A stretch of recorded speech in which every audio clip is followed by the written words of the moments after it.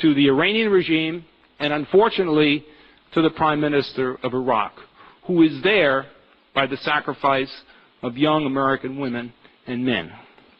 And this license to kill is used on a frequent basis, whether it's the kangaroo courts in Iran arresting, torturing, and killing people, or the atrocities that you saw in this video from April 8th. So we've tried some legal arguments, we've tried some factual arguments. We've gotten nothing from the State Department, either on the record or over the transom or leaked out to the world. And that's because, ladies and gentlemen, honestly and irrefutably, this is not a terrorist organization. There is no evidence of this. And in 1997, when it was put on the list, it was put on the list for political purposes. The Iranian regime held out normalization, quote unquote, with a new moderate president of Iran, which was something, to its credit, a Democratic administration said, we ought to try this, it makes sense. And as the Attorney General said, it made absolutely no sense. They came back in 2004 to a Republican administration, same offer. You'll see less IEDs killing young Americans in Iraq if you maintain this organization on the foreign terrorist organization list. We've done that. There's been a proliferation of devices. So I'm going to try maybe another approach. We tried on the law, we tried on the facts. Let me try another approach here for a moment and see whether this may have some resonance. I give our president a lot of credit for his handling of the Libyan crisis, and I think we should give him credit.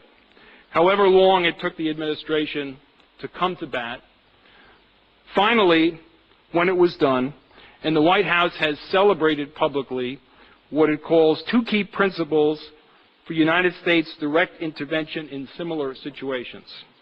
And they told us in the New York Times. Principle number one, America has the responsibility to stop looming genocide.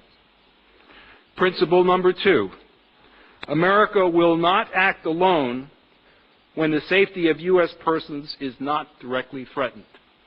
So let's ask the administration to apply these two principles to the crisis.